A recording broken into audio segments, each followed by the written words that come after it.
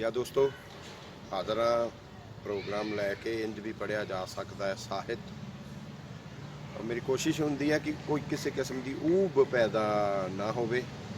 ਵੱਖ-ਵੱਖ ਵਿਧਾਵਾਂ ਨੂੰ ਲੈ ਕੇ ਜਿਹੜੀਆਂ ਬੁੱਕਸ ਆਉਂਦੀਆਂ ਨੇ ਜਾਂ ਪਿਛਲੀ ਵਾਰ ਮੈਂ ਆਪਣੇ ਨਵੇਂ ਲਿਖੇ ਨਾਵਲ 'ਚੋਂ ਕੁਛ ਅੰਸ਼ ਸੁਣਾਤੇ ਸੀਗੇ ਤੁਹਾਨੂੰ, ਆਪਣੀ ਇੱਕ ਕ੍ਰੀਏਟਿਵ ਵਾਕ ਜਿਹਨੂੰ ਆਪਾਂ ਕਹਿ ਸਕਦੇ ਹਾਂ।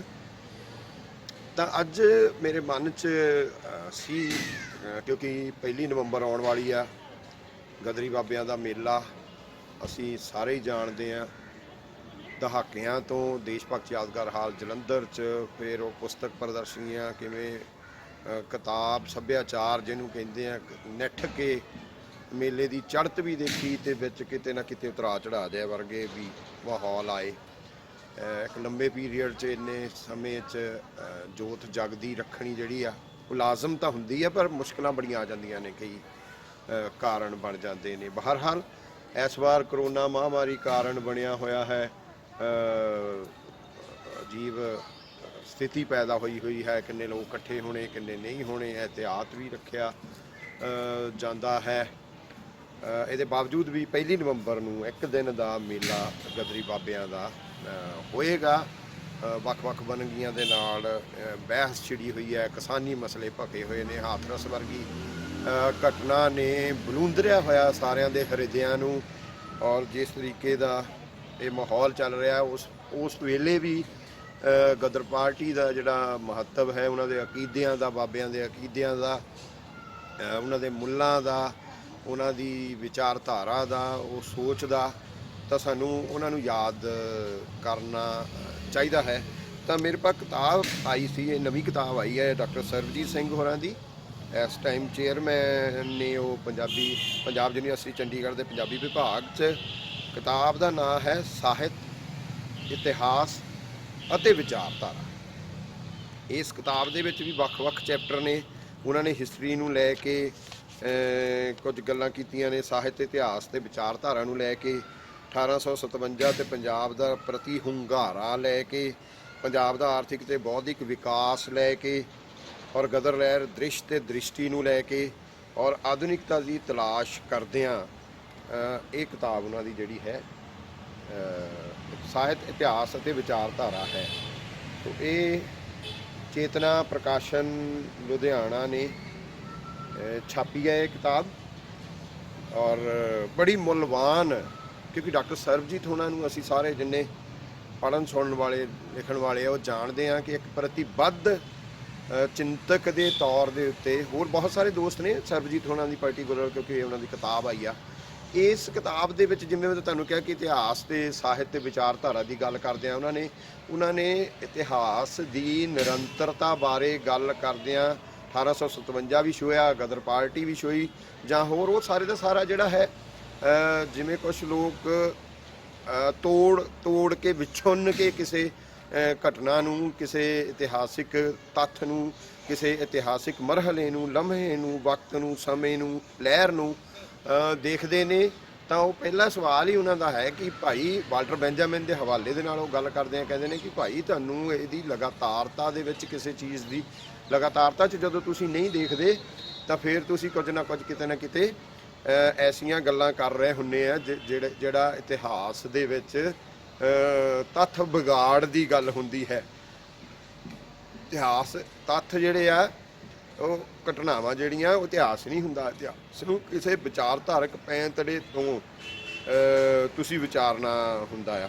ਤਾਂ ਉਹਨਾਂ ਨੇ ਗਦਰ ਲਹਿਰ ਨੂੰ ਜਿਸ ਤਰੀਕੇ ਦੇ ਨਾਲ ਵਿਚਾਰ ਕੀਤਾ ਗਦਰ ਲਹਿਰ ਦੇ ਉੱਤੇ, ਮੇਰੇ ਮਨ 'ਚ ਸੀ ਕਿ ਬਾਕੀ ਚੈਪਟਰਾਂ ਨਾਲੋਂ ਗਦਰ ਲਹਿਰ ਦਾ, ਕਿਉਂਕਿ ਉਹ ਮੇਲੇ ਦੇ ਸੰਬੰਧ ਦੇ ਵਿੱਚ, 1 ਨਵੰਬਰ ਦੇ ਸੰਬੰਧ ਦੇ ਵਿੱਚ, ਅਤੇ ਅੱਜ ਲੜਾਈ ਦੇ ਵਿੱਚ ਸਾਡੀ ਵਿਚਾਰਧਾਰਕ ਪਹੁੰਚ ਨੂੰ ਲੈ ਕੇ ਜਿਹੜੀ ਜ਼ਰੂਰੀ ਹੋ ਗਈ ਆ, ਕੁਝ ਗੱਲਾਂ ਜਿਹੜੀਆਂ ਨੇ, ਕੁਝ ਰਿੜਕਣਾ ਪੈ ਰਿਹਾ ਹੈ ਸਾਨੂੰ ਸਮਾਜ ਦੇ ਵਿੱਚੋਂ, ਕੁਝ ਚਿੰਤਨ ਨੂੰ ਰਿੜਕਣਾ ਪੈ ਰਿਹਾ ਹੈ। ਤਾਂ ਮੇਰੇ ਮਨ 'ਚ ਸੀ ਕਿ ਉਹਨਾਂ ਦੇ ਉਸ ਚੈਪਟਰ ਬਾਰੇ ਕੁਝ ਨੁਕਤੇ ਮੇਰੇ ਮਨ ਦੇ ਵਿੱਚ ਆਏ ਨੇ, ਮੈਂ ਨੋਟ ਕੀਤੇ ਨੇ। ਉਹ ਨੁਕਤੇ ਤੁਹਾਡੇ ਦੇ ਨਾਲ ਸਾਂਝੇ ਕਰਾਂ ਅੱਜ ਇਸ ਮਾਮਲੇ ਵਿੱਚ। ਕਹਿ ਸਕਦੇ ਆਪਾਂ ਚਿੰਤਨ ਦੀ ਕਿਤਾਬ 'ਤੇ ਇੱਕ ਸੰਵਾਦ ਜਾਂ ਉਹਦਾ ਪਾਠ ਸਮਝਣ ਦੀ ਕੋਸ਼ਿਸ਼ ਜਿਹੜੀ ਹੈ ਉਹ ਮੇਰੀ ਰਹੇਗੀ। ਤਾਂ ਇਸ ਚੈਪਟਰ ਦਾ ਇੱਕ ਬਹੁਤ ਮਹੱਤਵਪੂਰਨ ਪਹਿਲੂ ਇਹ ਵੀ ਹੈ ਕਿ ਇਹ ਚੈਪਟਰ ਜਿਹੜਾ ਹੈ ਇਹ ਇੱਕ ਖਾਸ ਕੁਝ ਸਵਾਲ ਪੈਦਾ ਕੀਤੇ ਗਏ ਹਿਸਟਰੀ ਦੇ ਵਿੱਚ, ਔਰ ਸਵਾਲ ਵੀ ਪੈਦਾ ਇਸ ਤਰੀਕੇ ਨਾਲ ਕੀਤੇ ਗਏ ਕਿ ਗਦਰੀ ਬਾਬਿਆਂ ਦੀ ਸੋਚ ਤੋਂ, ਉਹਨਾਂ ਦੀ ਵਿਚਾਰਧਾਰਕ ਪਹੁੰਚ ਤੋਂ, ਉਹਨਾਂ ਦੀਆਂ ਲੜਾਈਆਂ ਸੰਘਰਸ਼ਾਂ, ਉਹਨਾਂ ਤੋਂ ਅੱਡਰਾ ਉਹਨਾਂ ਨੂੰ ਇੱਕ ਧਰਮ ਦੇ ਨਾਲ ਹੀ ਇਕੱਲਾ ਜੋੜ ਕੇ, ਔਰ ਉਹ ਵੀ ਖਾਸ ਕਰਕੇ ਜੱਟ ਸਿੱਖ ਵਾਂਗ ਜੋੜ ਕੇ ਪੇਸ਼ ਕੀਤੀ ਗਈ ਹਿਸਟਰੀ। ਤੇ ਉਹ ਸਰਦਾਰ ਅਜਮੇਰ ਸਿੰਘ ਹੋਰੀ ਨੇ, ਉਹਨਾਂ ਦੀ ਕਿਤਾਬ ਆਈ ਸੀ ਕਿ ਗਦਰੀ ਬਾਬੇ ਕੌਣ ਸਨ, ਇਹ ਕਿਤਾਬ ਸੀ।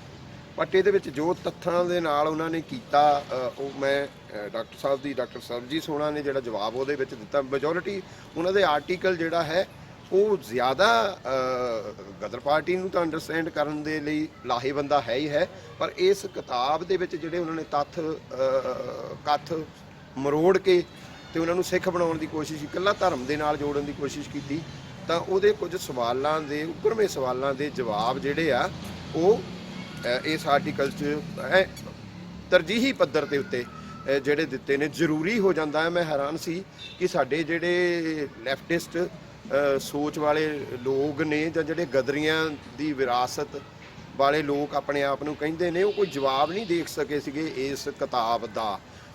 ਮਸਲਨ ਵਰਿਆਮ ਸੰਧੂ ਹੋਰੀ ਸਾਡੇ ਬੜੇ ਸੀਨੀਅਰ ਤੇ ਸਨਮਾਨਯੋਗ ਹਸਤੀ ਨੇ, ਸਾਡੇ ਰਾਈਟਰ ਨੇ, ਉਹਨਾਂ ਨੇ ਵੀ ਗਦਰੀ ਬਾਬਿਆਂ ਦੇ ਉੱਤੇ ਕਿਤਾਬਾਂ ਲਿਖੀਆਂ ਨੇ, ਪਰ ਜਿਹੜੀ ਹਮਕ ਇਸ ਕਿਤਾਬ 'ਚੋਂ ਆਉਂਦੀ ਸੀ ਅਜਮੇਰ ਸਿੰਘ ਹੋਰਾਂ ਦੇ, ਉਸ ਹਮਕ ਦਾ ਕਿਤੇ ਵੀ ਜਵਾਬ ਉਹ ਜਾਂ ਮੈਨੂੰ ਲੱਗਦਾ ਹੁੰਦਾ ਇਹ ਕਿ ਕ੍ਰੀਏਟਿਵ ਰਾਈਟਰਾਂ ਦੇ ਵੱਸ ਦੀ ਗੱਲ ਨਹੀਂ ਹੁੰਦੀ, ਇਹ ਚਿੰਤਕਾਂ ਨੇ ਜਵਾਬ ਦੇਣਾ ਹੁੰਦਾ। ਸੋ ਡਾਕਟਰ ਸਰਬਜੀਤ ਹੋਰਾਂ ਨੇ ਬਹੁਤ ਹੀ ਤਰਕ ਨਾਲ, ਵਿਵੇਕ ਨਾਲ, ਸੰਵਾਦੀ ਸੁਰ ਦੇ ਵਿੱਚ ਜਵਾਬ ਦਿੱਤੇ ਨੇ ਜਿਹੜੇ ਸਵਾਲ ਪੈਦਾ ਕਰਦੇ ਨੇ। ਅਜਮੇਰ ਸਿੰਘ ਹੁਣੀ ਸਵਾਲ ਨਹੀਂ ਪੈਦਾ ਕਰਦੇ, ਥੋਪਦੇ ਨੇ ਕਿ ਨਹੀਂ ਭਾਈ ਉਹ ਤਾਂ ਸਿੱਖ ਸਨ। ਬਾਬਾ ਭਕਨੇ ਦੇ ਹਵਾਲੇ ਦੇ ਕੇ, ਤੱਥ ਮਰੋੜ ਕੱਟ ਪੇਸਟ ਕਰਕੇ ਇੱਧਰਲੇ ਉੱਧਰਲੇ ਹਵਾਲੇ ਦੇ ਕੇ ਉਹ ਕਰਦੇ ਨੇ ਗਦਰੀ ਬਾਬੇ ਕੌਣ ਸਨ। ਤੇ ਉਹ ਉਹਨਾਂ ਨੂੰ ਫਿਰ ਜਾਂ ਉਹਨਾਂ ਨੇ ਪਹਿਲੇ ਲੀਕ ਹੀ ਮਾਰੀ ਹੋਈ ਆ ਅਨਮਤੀਆਂ ਦੇ ਕੂੜ ਦਾਅਵਿਆਂ ਦਾ ਖੰਡਨ, ਯਾਨੀ ਕਮਿਊਨਿਸਟ ਜਿਹੜੇ ਨੇ ਉਹ ਅਨਮਤੀਏ ਨੇ ਤੇ ਉਹ ਕੂੜ ਦਾਅਵੇ ਕਰਦੇ ਨੇ ਬਾਬਿਆਂ ਬਾਰੇ ਗੱਲ ਕਰਦੇ ਆ, ਗਦਰੀ ਬਾਬਿਆਂ ਬਾਰੇ ਗੱਲ ਕਰਦੇ ਆ। ਤਾਂ ਮੈਂ ਕੁਝ ਨੁਕਤੇ ਡਾਕਟਰ ਸਾਹਿਬ ਦੀ ਕਿਤਾਬ ਸਾਹਿਤ ਇਤਿਹਾਸ ਅਤੇ ਵਿਚਾਰਧਾਰਾ ਦਾ ਚੈਪਟਰ ਜਿਹੜਾ ਹੈ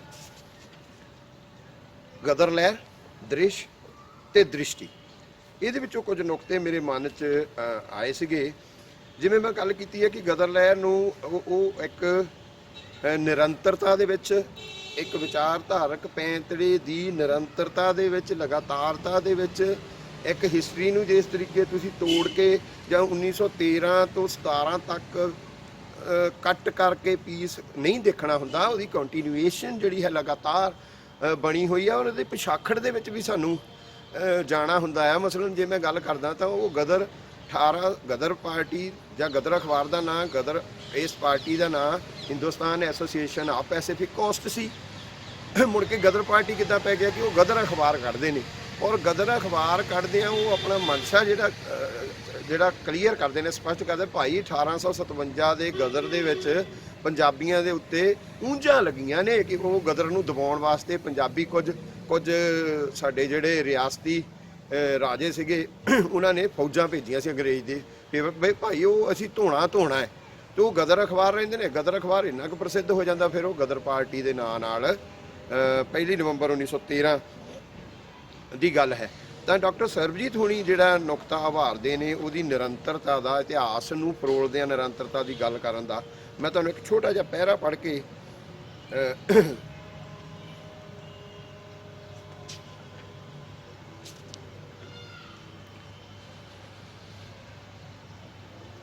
ਡਾਕਟਰ ਉਹਨਾਂ ਦੀ ਇਸ ਆਰਟੀਕਲ ਦਾ ਪਹਿਰਾ ਹੈ ਇੱਕ ਕਿ ਗਦਰ ਲਹਿਰ ਜੋ ਆਰੰਭਲੇ ਪੜਾਅ ਉੱਪਰ ਲੋਕਤੰਤਰੀ ਰਾਸ਼ਟਰਵਾਦ ਦੇ ਵਿਚਾਰਧਾਰਕ ਸੂਤਰ ਉੱਪਰ ਦ੍ਰਿੜਤਾ ਨਾਲ ਪਹਿਰਾ ਦਿੰਦੀ ਹੈ, ਉਹ ਆਪਣੇ ਅਗਲੇ ਪੜਾਅ ਵਿੱਚ ਕੌਮਾਂਤਰੀਵਾਦ, ਸਮਾਜਵਾਦ ਦੇ ਸੰਕਲਪ ਨੂੰ ਪ੍ਰਣਾਉਂਦੀ ਹੈ। ਇਹੋ ਕਾਰਨ ਹੈ ਕਿ 1913-14 ਦਾ ਗਦਰ ਲਹਿਰ ਦਾ ਆਗਾਜ਼ ਬਿੰਦੂ ਆਪਣੇ ਅਗਲੇ ਵਿਕਾਸ ਵਿੱਚ ਉਹਨਾਂ ਤੱਤਾਂ, ਪਹਿਲੂਆਂ ਅਤੇ ਪਾਸਾਰਾਂ ਨੂੰ ਵਡੇਰੇ ਪ੍ਰਸੰਗ ਵਿੱਚ ਲੋਕਤੰਤਰੀ ਰਾਸ਼ਟਰਵਾਦ ਤੋਂ ਕੌਮਾਂਤਰੀਵਾਦ ਤੱਕ ਵਿਸਤਾਰ ਦਿੰਦਾ ਹੈ। ਇਹ ਤਰਕ ਉਹਨਾਂ ਗਦਰੀ ਬਾਬਿਆਂ ਦਾ ਜੀਵੰਤ ਪ੍ਰਮਾਣ ਹੈ ਜੋ ਕਾਲੇ ਪਾਣੀਆਂ ਤੇ ਹੋਰ ਜੇਲ੍ਹਾਂ ਦੀਆਂ ਸਖਤ ਸਜ਼ਾਵਾਂ ਭੁਗਤਣ ਤੋਂ ਬਾਅਦ ਦੇਸ਼ ਦੀ ਆਜ਼ਾਦੀ ਅਤੇ ਆਜ਼ਾਦੀ ਉਪਰੰਤ ਬੁਰਜਵਾ ਪ੍ਰਬੰਧ ਨਾਲ ਗਹਿ ਗੱਚ ਸੰਘਰਸ਼ ਦੀ ਪ੍ਰਕਿਰਿਆ ਵਿੱਚ ਰਹਿੰਦੇ ਹਨ। ਕਿਸਾਨੀ ਸੰਘਰਸ਼ ਚੱਲ ਰਿਹਾ ਹੈ। ਅਸੀਂ ਦੇਖਦੇ ਹਾਂ ਬਾਬਾ ਸੋਹਣ ਸਿੰਘ ਭਕਨਾ ਹੋਰੀ ਔਰ ਹੋਰ ਗਦਰੀ ਬਾਬੇ ਜਿਹੜੇ ਨੇ, ਕਿਸਾਨ ਮੋਰਚਾ ਲੱਗਾ ਹੋਇਆ ਔਰ ਉਹਨਾਂ ਦੀ ਫੋਟੋ ਬੜੀ ਅੱਜ ਕੱਲ੍ਹ ਚੱਲੀ, ਸੋਸ਼ਲ ਮੀਡੀਆ ਤੇ ਵੀ ਚੱਲੀ ਕਿ ਉਹ ਕੜੀਆਂ ਬੇੜੀਆਂ ਦੇ ਵਿੱਚ ਹੈਨ ਅੰਮ੍ਰਿਤਸਰ ਦੀ ਸਟੇਸ਼ਨ ਦੇ ਉੱਤੇ ਖੜੇ ਨੇ। ਆਹ ਬੁਲੰਦ ਕੱਦ ਲੜਾਕੇ ਜਿਹੜੇ ਕਿਸਾਨੀ ਘੋਲਾਂ ਦੇ ਬਾਬੇ ਔਰ ਉਹ ਸਾਰੀ ਕੰਟੀਨਿਊਟੀ ਨੂੰ ਜਾਂ ਜੇ ਅਜਮੇਰ ਸਿੰਘ ਹੋਣੀ ਕਹਿੰਦੇ ਨੇ ਕਿ ਉਹ ਕਮਿਊਨਿਸਟ ਨਹੀਂ ਹੋਏ ਸੀ ਤਾਂ ਉਹ ਸਾਰੀਆਂ ਗੱਲਾਂ ਤੱਥਾਂ ਜਿਹੜੇ ਉਹਨਾਂ ਨੇ ਮਰੋੜੇ, ਉਹਨਾਂ ਨੂੰ ਇੱਕ ਇੱਕ ਨੂੰ ਲੈ ਕੇ ਨੁਕਤਿਆਂ ਦੇ ਉੱਤੇ ਜਿਹੜੀ ਹੈ ਉਹ ਗੱਲ ਕੀਤੀ ਡਾਕਟਰ ਸਰਬਜੀਤ ਹੋਰਾਂ ਨੇ। ਤੇ ਜਿਹੜੀ ਮੈਂ ਗੱਲ ਕੰਟੀਨਿਊਟੀ ਦੀ ਗੱਲ ਕਰਦਾ ਆ ਤਾਂ ਉਹਨਾਂ ਨੇ ਇਹਨਾਂ ਦੀ ਲੜਾਈ ਦੇ ਪਿਛੋਕੜ ਪਛਾਣਦਿਆਂ ਜਿਹੜਾ 1857 ਦੇ ਗਦਰ ਤੋਂ ਬਾਅਦ ਅੰਗਰੇਜ਼ ਦੇ ਪੈਂਤੜੇ, ਅੰਗਰੇਜ਼ ਕਿਸ ਤਰੀਕੇ ਧਰਮ ਦੇ ਨਾਂ ਦੇ ਉੱਤੇ, ਭਾਸ਼ਾਈ ਨਾਮ ਦੇ ਉੱਤੇ ਕਿਸ ਤਰੀਕੇ ਦੇ ਨਾਲ ਵੰਡੀਆਂ ਪਾ ਰਿਹਾ ਆ, ਉਹ ਪਛਾਣਾਂ ਪੱਕੀਆਂ ਕਰਵਾ ਰਿਹਾ ਆ, ਤਾਂ ਉਹ ਦੇਖਣਾ ਸਾਡੇ ਲਈ ਬਹੁਤ ਜ਼ਰੂਰੀ ਹੋ ਜਾਂਦਾ ਹੈ। ਕਿਉਂਕਿ 1913 ਤੱਕ ਆਉਂਦਿਆਂ ਅਸੀਂ ਅੰਗਰੇਜ਼ ਦੀਆਂ ਉਹਨਾਂ ਸਾਰੀਆਂ ਸਾਜ਼ਿਸ਼ਾਂ ਦਾ ਸ਼ਿਕਾਰ ਸਾਡੇ ਆਮ ਲੋਕ ਹੁੰਦੇ ਨੇ। ਉਹ ਪਤਾ ਹੀ ਨਹੀਂ ਲੱਗਣ ਦਿੰਦੇ ਕਿਹੜੇ ਪਲੇਥਣ ਦੇ ਵਿੱਚ ਦੀ ਕੀ ਕਰ ਜਾਂਦੇ ਨੇ। ਤਾਂ ਕਿਵੇਂ ਫਿਰ ਜਿਹੜੀਆਂ ਲਹਿਰਾਂ ਚੱਲਦੀਆਂ ਨੇ, ਧਰਮ ਦੇ ਨਾਂ 'ਤੇ ਲਹਿਰਾਂ ਚੱਲਦੀਆਂ ਨੇ, ਉਹ ਜਿਹੜੀਆਂ ਫਿਰ ਐਥਨਿਕ ਪਛਾਣਾਂ ਦਾ ਮਸਲਾ ਖੜਾ ਹੋ ਜਾਂਦਾ ਆ, ਉਹਦੀ ਨਿਸ਼ਾਨਦੇਹੀ ਡਾਕਟਰ ਸਰਬਜੀਤ ਹੋਰੀ ਫਿਰ ਕਰਦੇ ਨੇ। ਮੈਂ ਇੱਕ ਪੈਰਾ ਉਹ ਵੀ ਪੜ੍ਹ ਦੇਵਾਂ ਕਿ ਕਿਸ ਤਰੀਕੇ ਦੇ ਨਾਲ ਉਹ ਹਿਸਟਰੀ ਦੀ ਕੰਟੀਨਿਊਏਸ਼ਨ ਦੇ ਵਿੱਚੋਂ ਗਦਰ ਪਾਰਟੀ ਨੂੰ ਸਮਝਣ ਦੀ ਕੋਸ਼ਿਸ਼ 'ਚ ਨੇ ਔਰ ਅੰਗਰੇਜ਼ ਨੇ ਜੋ ਸਮਾਜ ਦਾ ਬਣਾ ਦਿੱਤਾ ਹੈ ਉਹਦੇ ਪ੍ਰਤੀ ਫਿਰ ਉਹਨਾਂ ਦਾ ਵਿਚਾਰਧਾਰਕ ਪੈਂਤੜਾ ਕਿਸ ਤਰੀਕੇ ਦਾ ਬਣਦਾ ਹੈ, ਉਹਨਾਂ ਦਾ ਲੜਾਈ ਦਾ ਪੈਂਤੜਾ ਕਿਸ ਤਰੀਕੇ ਦਾ ਬਣਦਾ ਹੈ, ਇੱਥੇ ਆਣ ਕੇ ਕਿਸ ਤਰੀਕੇ ਲੜਦੇ ਨੇ, ਵਿਦੇਸ਼ਾਂ 'ਚ ਬੈਠੇ ਕਿਸ ਤਰੀਕੇ ਅਖਬਾਰਾਂ ਕੱਢ ਕੇ, ਗਦਰ ਅਖਬਾਰ ਕੱਢ ਕੇ, ਯੁਗਾਂਤਰ ਕੱਢ ਕੇ ਤੇ ਉਹ ਲੜਾਈ ਜਿਹੜੀ ਆਪਣੀ ਗਦਰੀ ਗੀਤ ਗਾ ਕੇ ਲੜਾਈ ਆਪਣੀ ਦਿੰਦੇ ਨੇ। ਉਹ ਕਹਿੰਦੇ ਜੀ ਕੈਨੇਡਾ ਪਰੰਤੂ ਵਿਸ਼ੇਸ਼ ਰੂਪ ਵਿੱਚ ਅਮਰੀਕਾ ਦੀ ਆਜ਼ਾਦੀ ਭਾਰਤੀ ਪ੍ਰਵਾਸੀਆਂ ਨੂੰ ਚੁੰਬਕ ਵਾਂਗ ਆਪਣੇ ਵੱਲ ਖਿੱਚਦੀ ਹੈ। ਇਹੋ ਜਿਹੀ ਆਜ਼ਾਦੀ ਦਾ ਸੁਪਨਾ ਪਾਲ ਕੇ ਇਹ ਗਦਰੀਏ ਬਰਤਾਨਵੀ ਬਸਤੀਵਾਦ ਨੂੰ ਨੇਸਤੋਂ ਨਾਬੂਦ ਕਰਕੇ ਭਾਰਤ ਅੰਦਰ ਪੰਚਾਇਤੀ ਰਾਜ ਰਿਪਬਲਿਕ ਜਿਹੜਾ ਸ਼ਬਦ ਹੈ ਸਿਰਜਣਾ ਚਾਹੁੰਦੇ ਹਨ। ਇਸ ਕਰਕੇ ਹੀ ਗਦਰ ਦੀ ਭਾਰਤੀ ਇਤਿਹਾਸ ਵਿੱਚ ਮਹੱਤਤਾ ਹੈ ਕਿ ਉਸਨੇ ਪਹਿਲੀ ਵਾਰ ਬਰਤਾਨਵੀ ਬਸਤੀਵਾਦ ਦੀ ਥਾਵੇਂ ਆਧੁਨਿਕ ਸਰੂਪ ਵਾਲੇ ਰਾਸ਼ਟਰੀ ਰਾਜ ਦਾ ਸੁਪਨਾ ਲਿਆ, ਜਦ ਕਿ ਭਾਰਤ ਅੰਦਰ ਉਸ ਵੇਲੇ ਤੱਕ ਸੰਘਰਸ਼ ਕਰ ਰਹੀ ਪਾਰਟੀ ਇੰਡੀਅਨ ਨੈਸ਼ਨਲ ਕਾਂਗਰਸ ਕੋਲ ਕੋਈ ਰਾਸ਼ਟਰੀ ਰਾਜ ਦਾ ਸੁਪਨਾ ਨਹੀਂ ਸੀ ਜਿਸ ਵਿੱਚ ਪੂਰਨ ਰਾਜ ਸੀ ਤੇ ਆਰਥਿਕ ਆਜ਼ਾਦੀ ਦਾ ਮਸਲਾ ਹੋਵੇ। ਧਰਮ ਦੇ ਆਧਾਰ ਤੇ ਲਏ ਜਾਣ ਵਾਲੇ ਰਾਮ ਰਾਜ ਜਾਂ ਖਾਲਸਾ ਰਾਜ ਦੇ ਸੁਪਨੇ ਅਸਲੋਂ ਹੀ ਨਿਸੱਤੇ ਹੋ ਗਏ ਸਨ, ਕਿਉਂਕਿ 1857 ਦੇ ਗਦਰ ਤੋਂ ਬਾਅਦ ਬਰਤਾਨਵੀ ਬਸਤੀਵਾਦ ਨੇ ਧਰਮ, ਇਲਾਕਾ ਅਤੇ ਭਾਸ਼ਾ ਦੀ ਜੋ ਸ਼ਤਰੰਜੀ ਚਾਲ ਖੇਡੀ, ਉਸ ਨਾਲ ਭਾਰਤ ਅੰਦਰ ਧਰਮ ਬਚਾਉਣ ਲਈ ਧਾਰਮਿਕ ਸੁਧਾਰਾਂ ਦੀਆਂ ਲਹਿਰਾਂ ਆਤਮ ਸੁਰੱਖਿਆ ਵਿੱਚ ਗੁੰਮ ਗੁਆਚਣ ਲੱਗ ਪਈਆਂ ਸਨ। ਇਸ ਸ਼ਤਰੰਜੀ ਚਾਲ ਵਿੱਚ ਧਰਮਾਂ ਦੇ ਅੰਦਰਲਾ ਆਰਥਿਕ ਰੂਪ ਵਿੱਚ ਸ਼ਕਤੀਸ਼ਾਲੀ ਸਾਮੰਤੀ ਵਰਗ ਬਰਤਾਨਵੀ ਸਾਮਰਾਜ ਦੀ ਪਿੱਠ ਤੇ ਪਹਿਰੇਦਾਰ ਬਣ ਕੇ ਖੜਾ ਹੋ ਜਾਂਦਾ ਹੈ। ਇਸ ਕਰਕੇ ਗਦਰ ਲਹਿਰ ਆਧੁਨਿਕ ਵਿਚਾਰਾਂ ਵਾਲੀ ਨਵੀਨ ਰਾਸ਼ਟਰਵਾਦੀ ਲਹਿਰ ਬਣਦੀ ਹੈ, ਨਾ ਕਿ ਧਾਰਮਿਕ ਅਵਸ਼ੇਸ਼ਾਂ ਵਾਲੀ ਅਤੇ ਕਮਿਊਨਿਸਟ ਉਦੇਸ਼ਾਂ ਵਾਲੀ। ਤੇ ਬਹੁਤ ਹੀ ਮਹੱਤਵਪੂਰਨ ਹੈ। ਅਸੀਂ ਦੇਖਦੇ ਹਾਂ ਉਹ ਸਾਰੀਆਂ, ਉਹ ਬ੍ਰਹਮੋ ਸਮਾਜ, ਉਹ ਆਰੀਆ ਸਮਾਜ, ਉਹ ਆਪ ਧਰਮ ਮੰਡਲ ਮੂਵਮੈਂਟ, ਉਹ ਕਬੀਰ ਪੰਥ ਦੀ ਮੂਵਮੈਂਟ, ਉਹ ਰਾਮਗੜੀਆ ਫੈਡਰੇਸ਼ਨ, ਉਹ ਵਾਲਮੀਕ ਭਾਈਚਾਰੇ ਦੀਆਂ ਲਹਿਰਾਂ ਅੱਜ ਤੱਕ ਉਹ ਐਥਨਿਕ ਪਛਾਣਾਂ, ਉਹ ਆਇਡੈਂਟੀ ਦੀ ਪੋਲੀਟਿਕਸ ਦਾ ਸ਼ਿਕਾਰ ਹੋ ਕੇ ਅੱਡੋ ਅੱਡਰੀਆਂ ਵਿਚਰ ਰਹੀਆਂ ਨੇ। ਬਲਕਿ ਦੁਸ਼ਮਣਾਂ ਵਾਂਗ ਵੀ ਕਈ ਥਾਈਂ ਉਹਨਾਂ ਦੇ ਟਕਰਾਅ ਖੂਨੀ ਸੰਘਰਸ਼ ਦੀਆਂ ਹਿਸਟਰੀ ਦੇ ਵਿੱਚ ਤਾਂ ਸਾਡੇ ਕੋਲ ਰਵਾਇਤੀ ਉਹ ਸਾਰਾ ਪਿਆ ਹੈ। ਤਾਂ ਗਦਰੀਆਂ ਦੀ ਗੱਲ ਕਰਦੇ ਹਾਂ, ਮੈਂ ਇੱਕ ਹੋਰ ਦੇਖਦਾ ਕਿ ਅਸੀਂ ਡਾਕਟਰ ਉਹਨਾਂ ਨੇ ਇਸ਼ਾਰੇ ਮਾਤਰ ਕੀਤੀ ਹੈ ਗੱਲ, ਪਰ ਮੈਂ ਕਿਉਂਕਿ ਮੇਰਾ ਵੀ ਗਦਰ ਪਾਰਟੀ ਦੇ ਉੱਤੇ ਕੰਮ ਹੈ ਤਾਂ ਮੈਂ ਦੇਖਦਾ ਕਿ ਅਸੀਂ ਲਾਲਾ ਹਰਦਿਆਲ ਹੋਰਾਂ ਨੂੰ ਕਦਾਪੀ ਵੀ ਵਿਸਾਰ ਨਹੀਂ ਸਕਦੇ। ਪਹਿਲੇ ਜਨਰਲ ਸਕੱਤਰ ਹੋਏ ਉਹ ਗਦਰ ਪਾਰਟੀ ਦੇ, ਔਰ ਬਹੁਤ ਸਾਰੇ ਆਰਟੀਕਲ, ਪੈਂਫਲੇਟ ਨਵੇਂ ਜ਼ਮਾਨੇ ਦੇ ਨਵੇਂ ਆਦਰਸ਼ ਦੇ ਵਿੱਚ ਉਹਨਾਂ ਨੇ ਐਸੀਆਂ ਗੱਲਾਂ ਭਾਰਤੀ ਹਿਸਟਰੀ ਨੂੰ ਲੈ ਕੇ, ਜਾਂ ਫਿਰ ਜੇ ਲਾਲਾ ਹਰਦਿਆਲ ਆ ਤੇ ਉਹ ਦਿੱਲੀ ਦੇ ਸਾਰੇ ਜਿਹੜੇ ਕ੍ਰਾਂਤੀਕਾਰੀ ਸੀਗੇ ਉਸ ਵੇਲੇ ਦੇ, ਉਹ ਹਾਰਡਿੰਗ ਬੰਬ ਵਾਲੇ, ਉਹ ਲਿਬਰਟੀ ਗਰੁੱਪ ਵਾਲੇ, ਉਹ ਰਾਸ ਬਿਹਾਰੀ ਬੋਸ ਹੋਣੀ, ਸਾਡੇ ਇੱਧਰ ਪੰਜਾਬ 'ਚੋਂ ਲਾਲਾ ਰਾਮ ਸਰਨ ਦਾਸ ਤਲਵਾੜ ਹੋਣੀ ਜਿਹੜੇ ਬਾਅਦ ਦੇ ਪਹਿਲਾਂ 1905 ਦੀਆਂ ਘਟਨਾਵਾਂ ਤੋਂ ਨਾਲ ਜੁੜੇ ਹੁੰਦੇ ਨੇ। ਪਗੜੀ ਸੰਭਾਲ ਜੱਟਾਂ ਮੂਵਮੈਂਟ ਜਾਂਦੇ ਨੇ, ਗਦਰ ਪਾਰਟੀ ਆਉਂਦੀ ਉਹਨਾਂ ਨਾਲ, ਬੰਗਾਲੀ ਕ੍ਰਾਂਤੀਕਾਰੀਆਂ ਨਾਲ ਜੁੜੇ ਆ, ਲਿਬਰਟੀ ਗਰੁੱਪ ਨਾਲ ਜੁੜੇ ਹੋਏ ਆ। ਲਿਬਰਟੀ ਦਾ ਐਡਾ ਮਹੱਤਵਪੂਰਨ ਗਰੁੱਪ ਹੈ। ਲਿਬਰਟੀ ਮੈਗਜ਼ੀਨ ਕੱਢਦੇ ਨੇ।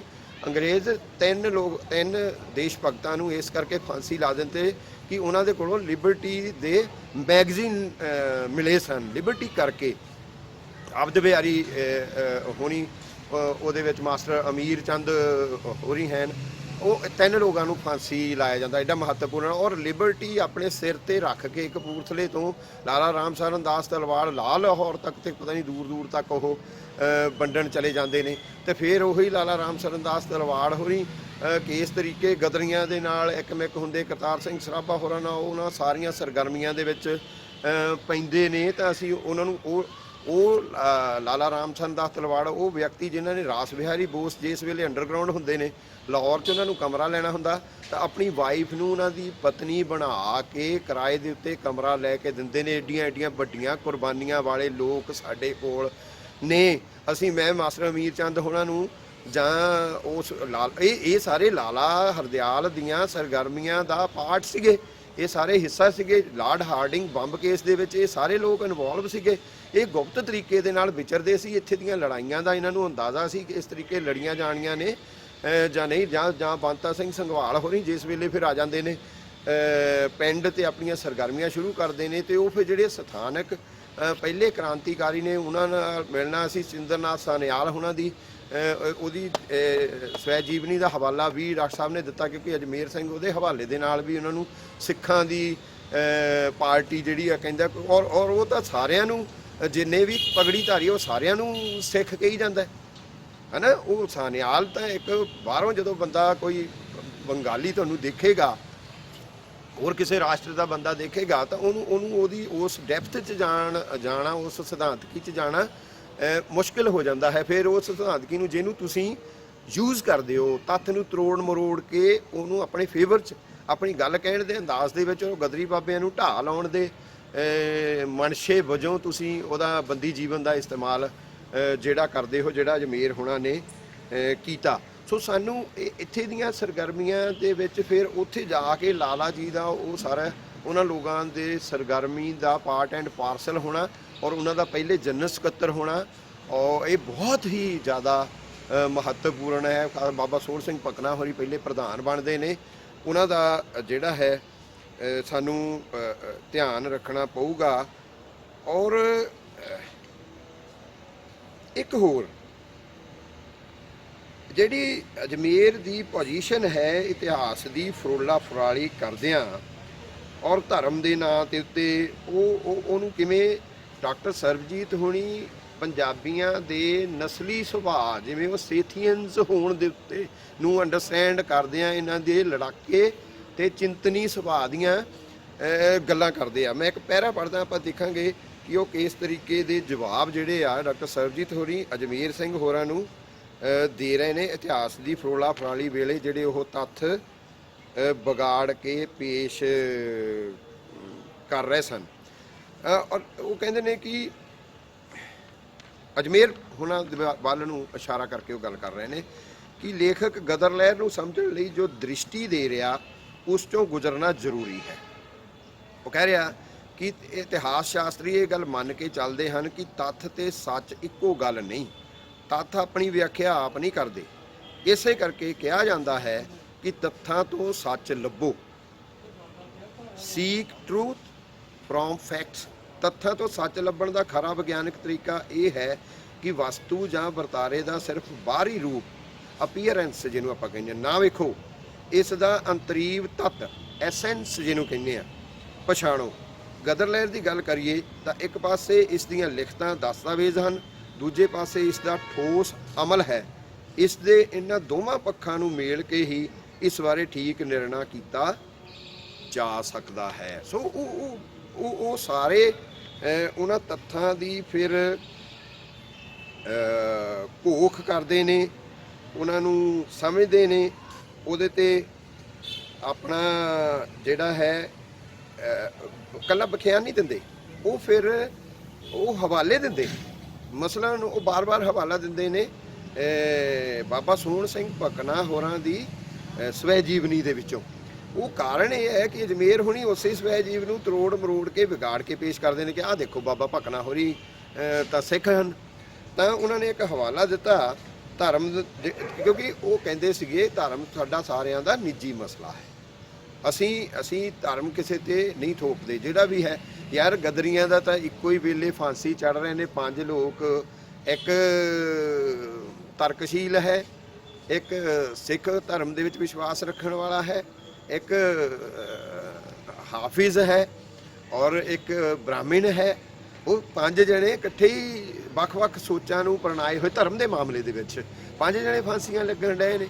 ਉਹਨਾਂ ਦੇ ਤੁਸੀਂ ਪੜ੍ਹੋ ਤਾਂ ਸਹੀ, ਤੁਸੀਂ ਕੀ ਕਹੋਗੇ ਮੌਲਵੀ ਬਰਕਤੁੱਲਾ ਨੂੰ, ਜਿਹਨੂੰ ਉਹ ਆਪਣਾ ਇੱਕ ਬਣਾਉਂਦੇ ਨੇ, ਸਰਕਾਰ ਬਣਾ ਦਿੰਦੇ ਨੇ ਆਰਜੀ ਤੌਰ ਦੇ ਉੱਤੇ, ਤੇ ਉਹਨੂੰ ਪ੍ਰਾਈਮ ਮਿਨਿਸਟਰ ਬਣਾ ਦਿੱਤਾ ਜਾਂਦਾ ਹੈ। ਉਹਨਾਂ ਦੀ ਕੰਟਰੀਬਿਊਸ਼ਨ ਤਾਂ ਦੇਖੋ, ਹਾਫਿਜ਼ ਅਬਦੁੱਲਾ ਦੀ ਰਹਿਮਤ ਅਲੀ ਵਜੀਦ ਕੇ ਦੀ ਕੰਟਰੀਬਿਊਸ਼ਨ ਤਾਂ ਦੇਖੋ ਤੁਸੀਂ ਐ ਸਿੱਖ ਸਨ ਗਦਰੀ ਬਾਬੇ ਐ ਨਹੀਂ ਤੁਸੀਂ ਕਰ ਸਕਦੇ ਹੁੰਦੇ। ਸੋ ਧਰਮ ਦੇ ਮਾਮਲੇ ਦੇ ਵਿੱਚ ਬਾਬਾ ਸੋਹਣ ਸਿੰਘ ਭਕਨਾ ਹੋਰਾਂ ਦੀ ਸਵੈ ਜੀਵਨੀ ਚੋਂ ਹਵਾਲਾ ਡਾਕਟਰ ਸਰਬਜੀਤ ਹੋਣੀ ਕੋਟ ਕਰਦੇ ਆ। ਅੱਜ ਉਹ ਬਹੁਤ ਜ਼ਰੂਰੀ ਹੈ ਇਹ ਗੱਲਾਂ ਕਰਨੀਆਂ, ਅੱਜ ਜਿਨ੍ਹਾਂ ਮਰਹਲਿਆਂ 'ਚੋਂ ਅਸੀਂ ਗੁਜ਼ਰ ਰਹੇ ਆ। ਇਹ ਬੜਾ ਮਹੱਤਵਪੂਰਨ ਆਰਟੀਕਲ ਇਸ ਕਰਕੇ ਵੀ ਆ ਕਿ ਸਾਡੇ ਕੋਲ ਇਹਨਾਂ ਸਵਾਲਾਂ ਦੇ ਜਵਾਬ ਜਿਹੜੇ ਆ ਉਹ ਹੋਣੇ ਬਹੁਤ ਜ਼ਰੂਰੀ ਸੀਗੇ, ਜਿਹੜੇ ਸਮਾਂ ਕਈ ਵਾਰ ਮੰਗ ਕਰ ਰਿਹਾ ਹੁੰਦਾ। ਉਹ ਕਹਿੰਦੇ ਜੀ ਉਸ ਕੋਟ ਕੀਤਾ ਉਹਨਾਂ ਨੇ, ਬਾਬਾ ਸੋਹਣ ਸਿੰਘ ਭਕਨਾ ਹੋਰਾਂ ਦਾ ਬਿਆਨ ਹੈ ਇਹ, ਉਹ ਕੋਟਡ ਹੈ, ਇਨਵਰਟਡ ਕੌਮਾਂ 'ਚ ਹੈ। ਉਸ ਸਮੇਂ ਤੱਕ ਸਰਕਾਰ ਨੇ ਕੈਦੀਆਂ ਦੇ ਧਾਰਮਿਕ ਹੱਕਾਂ ਦੀ ਰਾਖੀ ਦੀ ਜ਼ਿੰਮੇਵਾਰੀ ਲੈ ਲਈ ਸੀ ਅਤੇ ਸਿੱਖਾਂ ਨੂੰ ਪਗੜੀਆਂ ਤੇ ਕੱਛੇ ਮਿਲ ਗਏ ਸਨ, ਪਰ ਬੰਬਈ ਸੂਬੇ ਵਿੱਚ ਸਿੱਖਾਂ ਦੀ ਧਾਰਮਿਕ ਰਹਿਤ ਬਾਰੇ ਜੇਲ੍ਹ ਅਧਿਕਾਰੀਆਂ ਨੂੰ ਕੋਈ ਇਲਮ ਨਹੀਂ ਸੀ। ਉਹ ਸਿੱਖਾਂ ਨੂੰ ਵੀ ਟੋਪੀਆਂ ਹੀ ਦਿੰਦੇ ਸਨ। ਜਦੋਂ ਅਸੀਂ ਜੇਲ੍ਹ ਵਿੱਚ ਪਹੁੰਚੇ ਤਾਂ ਸਾਡੀਆਂ ਪੱਗਾਂ ਤੇ ਕੱਛੇ ਜ਼ਬਰਦਸਤੀ ਉਤਰਵਾ ਦਿੱਤੇ। ਮੈਂ ਜੇਲ੍ਹ ਸੁਪਰਡੈਂਟ ਕੋਲ ਸ਼ਿਕਾਇਤ ਕੀਤੀ। ਉਸਨੇ ਜਵਾਬ ਦਿੱਤਾ ਕਿ ਸਾਨੂੰ ਸਰਕਾਰ ਵੱਲੋਂ ਅਜਿਹਾ ਕੋਈ ਹੁਕਮ ਨਹੀਂ ਹੈ ਕਿ ਤੁਹਾਨੂੰ ਟੋਪੀਆਂ ਤੇ ਜੇਲ੍ਹ ਦੇ ਹੋਰ ਕੱਪੜੇ ਪਹਿਨਣ ਤੋਂ ਛੋਟ ਹੈ। ਮੈਂ ਉਸ ਨੂੰ ਕਿਹਾ ਕਿ ਇਸ ਦਾ ਨਤੀਜਾ ਭੁੱਖ ਹੜਤਾਲ 'ਚ ਨਿਕਲੇਗਾ। ਉਸਨੇ ਕਿਹਾ ਕਿ ਮੈਂ ਆਈਜੀ ਨੂੰ ਪੁੱਛ ਲੈਂਦਾ ਹਾਂ। ਬਾਅਦ 'ਚ ਉਸਨੇ ਕਿਹਾ ਕਿ ਆਈਜੀ ਕਹਿੰਦੇ ਹਨ ਕਿ ਤੁਹਾਨੂੰ ਟੋਪੀਆਂ ਦਿੱਤੀਆਂ ਜਾਣ। ਸੋ ਮੈਂ ਆਪਣੇ ਧਾਰਮਿਕ ਹੱਕ ਲਈ ਹੜਤਾਲ ਕਰ ਦਿੱਤੀ। ਮੇਰੇ ਤੋਂ ਬਾਅਦ ਵੀ ਜਿਹੜੇ ਲੋਕ ਆਏ ਉਹਨਾਂ ਨਾਲ ਵੀ ਇਹੀ ਸਲੂਕ ਕੀਤਾ ਗਿਆ ਅਤੇ ਉਹ ਵੀ ਭੁੱਖ ਹੜਤਾਲ ਵਿੱਚ ਸ਼ਾਮਲ ਹੁੰਦੇ ਗਏ। ਅਸੀਂ ਕੁੱਲ ਮਿਲਾ ਕੇ 15 ਆਦਮੀ ਹੋ ਗਏ, ਜਿਨ੍ਹਾਂ ਵਿੱਚ ਪਰਮਾਨੰਦ ਝਾਂਸੀ ਤੇ ਹਿਰਦੇ ਰਾਮ ਵੀ ਸ਼ਾਮਲ ਸੀ। ਅਸੀਂ ਉਹਨਾਂ ਨੂੰ ਬਥੇਰਾ ਕਿਹਾ ਕਿ ਇਹ ਸਾਡਾ ਮਜ਼ਹਬੀ ਮਾਮਲਾ ਹੈ, ਤੁਸੀਂ ਤਕਲੀਫ ਨਾ ਕਰੋ, ਪਰ ਦੇਸ਼ ਭਗਤਾਂ ਨੇ ਪਿੱਛੇ ਰਹਿਣਾ ਗਵਾਰਾ ਨਾ ਕੀਤਾ।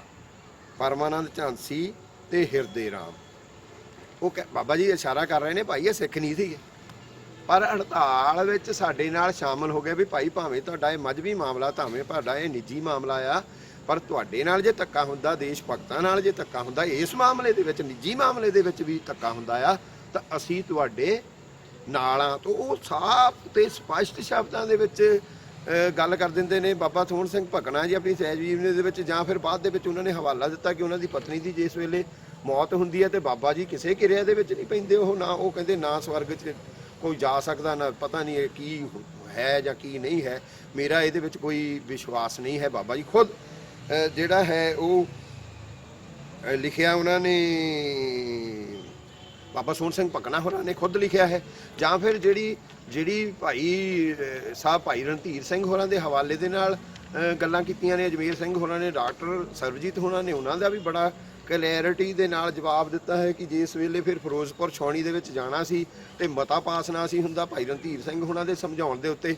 ਦੇਖੋ ਅਸੀਂ ਜਾਣਦੇ ਹਾਂ ਕਿ ਭਾਈ ਸਾਹਿਬ ਰਕਾਬਗੰਜ ਦੀ ਕੰਧ ਦੇ ਮਾਮਲੇ ਦੇ ਵਿੱਚ ਵੱਖ-ਵੱਖ ਪਿੰਡਾਂ ਦੇ ਵਿੱਚ ਜਥੇ ਲੈ ਕੇ ਜਾਂਦੇ ਸੀਗੇ, ਉੱਥੇ ਕੀਰਤਨ ਵੀ ਕਰਦੇ ਸੀ ਤੇ ਬਾਅਦ ਦੇ ਵਿੱਚ ਆਪਣਾ ਮਤੇ ਪੜ੍ਹਦੇ ਸੀਗੇ। ਰਕਾਬਗੰਜ ਗੁਰਦੁਆਰੇ ਦੀ ਕੰਧ ਢਾਏ ਜਾਣ ਤੋਂ ਜਿਹੜੀ ਮੂਵਮੈਂਟ ਉਹਨਾਂ ਨੇ ਖੜੀ ਕੀਤੀ ਹੋਈ ਸੀ, ਬੜੀ ਵੱਡੀ ਲਹਿਰ ਸੀ, ਪਰੰਤੂ ਸੋਚ ਸਮਝ ਕੇ ਉਹਨਾਂ ਦੀਆਂ ਜੇਲ੍ਹ ਚਿੱਠੀਆਂ ਪੜ੍ਹ ਲਓ, ਉਹਨਾਂ ਦੇ ਵਿਚਾਰ ਪੜ੍ਹ ਲਓ, ਭਾਈ ਸਾਹਿਬ 'ਤੇ ਹੋਈਆਂ ਰਿਸਰਚਾਂ ਪੜ੍ਹ ਲਓ, ਤੁਸੀਂ ਕੌਂਸਪੀਰੇਸੀ ਕੇਸਿਸ ਨੂੰ ਵਾਚ ਲਓ, ਲਾਹੌਰ ਸਾਜ਼ਿਸ਼ ਕੌਂਸਪੀਰੇਸੀ ਕੇਸਿਸ ਜਿਹੜੇ ਨੇ ਸਪਲੀਮੈਂਟਰੀ ਕੇਸਿਸ ਨੂੰ ਬਾਜ ਲਓ, ਜਿਹਦੇ ਵਿੱਚੋਂ ਤੁਸੀਂ ਆਈਸਮੋਂਗਰ ਸਲੈਟਰੀ ਜਿਹੜੇ CID ਦੇ ਸਾਰੇ ਰਿਕਾਰਡ ਇਹਨਾਂ ਦਾ CID ਕਰਦੇ ਸੀਗੇ ਉਸ ਵੇਲੇ ਦੇ ਅੰਗਰੇਜ਼ ਅਫਸਰਾਂ ਦੇ ਹੋਮ ਪੋਲੀਟੀਕਲ ਫਾਈਲਾਂ ਤੁਸੀਂ ਦੇਖ ਲਓ। ਮੈਂ ਵਾਚਦਾ ਰਿਹਾ ਗਦਰ ਪਾਰਟੀ ਤੇ ਕਾਫੀ ਕੰਮ ਕਰਦੇ ਆ ਵੇਲੇ, ਤਾਂ ਭਾਈ ਰਣਧੀਰ ਸਿੰਘ ਹੁਣੀ ਪੂਰੀ ਸੋਚ ਸਮਝ ਦੇ ਨਾਲ ਗਦਰ ਪਾਰਟੀ ਦੇ ਨਾਲ ਜੁੜੇ, ਤਿਆਰ ਹੋਏ।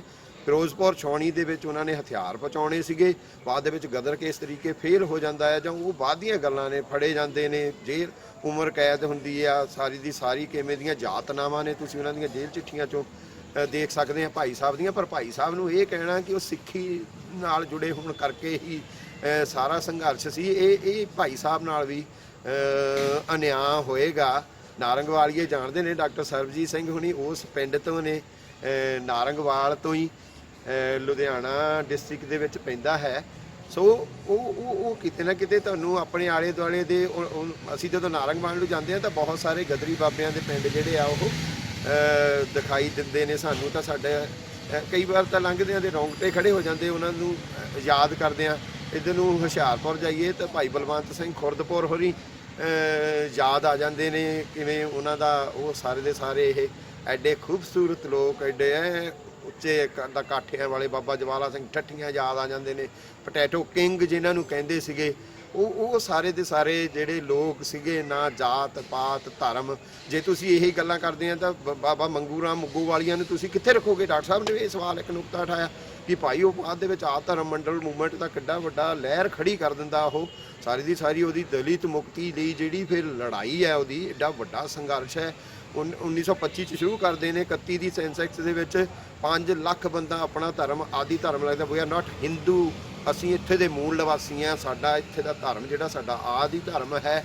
ਉਹ ਲੜਾਈ ਨੂੰ ਤੁਸੀਂ ਕਿੱਥੇ ਰੱਖੋ? ਮੁਬਾਰਕ ਜਹਾਜ਼ ਦੇ ਲੀਡਰ ਸੀਗੇ, ਉਹ ਲੈ ਕੇ ਆਉਣਾ ਸੀਗਾ, ਫੜੇ ਗਏ, ਹਥਿਆਰਾਂ ਨਾਲ ਭਰਿਆ ਹੋਇਆ ਜਹਾਜ਼ ਸੀਗਾ, ਉਹਨਾਂ ਨੂੰ ਤੋਪ ਦੇ ਸਾਹਮਣੇ ਫੁੰਡ ਦੇਣ ਦਾ ਹੁਕਮ ਹੋ ਗਿਆ ਸੀਗਾ। ਕਿਵੇਂ ਉਹ ਫਿਰ ਜਰਮਨੀ ਜਾਂ ਹੋਰ ਬਹੁਤ ਸਾਰੀਆਂ ਉਸ ਵੇਲੇ ਜਿਹੜੀ ਪੋਲੀਟੀਕਲ ਸਰਗਰਮੀਆਂ ਚੱਲਦੀਆਂ ਸੀਗੀਆਂ, ਇੰਟਰਨੈਸ਼ਨਲ ਲੈਵਲ ਦੀਆਂ ਸਰਗਰਮੀਆਂ ਚੱਲਦੀਆਂ ਸੀਗੀਆਂ। ਤੁਸੀਂ ਸਿੰਗਾਪੁਰ ਅਪਰਾਈਜ਼ਿੰਗ ਨੂੰ ਕੀ ਕਹੋਗੇ? ਜਿਹੜੀ ਲਾਈਟ ਇਨਫੈਂਟਰੀ ਨੇ ਕਬਜ਼ਾ ਕਰ ਲਿਆ ਸੀਗਾ, 8-10 ਦਿਨ ਕਬਜ਼ਾ ਕਰੀ ਰੱਖਿਆ, ਫਿਰ ਉਹ ਕਿੰਨੇ 200 ਤੋਂ ਵੱਧ ਪਠਾਨ ਬਲੋਚ ਸੀਗੇ, ਉਹ ਸਾਰੇ ਦੇ ਸਾਰੇ ਉਹਨਾਂ ਗਦਰੀ ਜਿਹੜੇ ਗਦਰ ਪਾਰਟੀ ਨੇ ਉਹਨਾਂ ਦੇ ਵਿੱਚ ਕੰਮ ਕੀਤਾ ਹੋਇਆ ਸੀਗਾ। ਬਲੋਚਾਂ ਨੂੰ ਸਾਹਮਣੇ ਹਜ਼ਾਰਾਂ ਲੋਕਾਂ ਦੇ ਸਾਹਮਣੇ ਖੜੇ ਕਰਕੇ ਗੋਲੀਆਂ ਨਾਲ ਭੁੰਨ ਦਿੱਤਾ ਸੀਗਾ।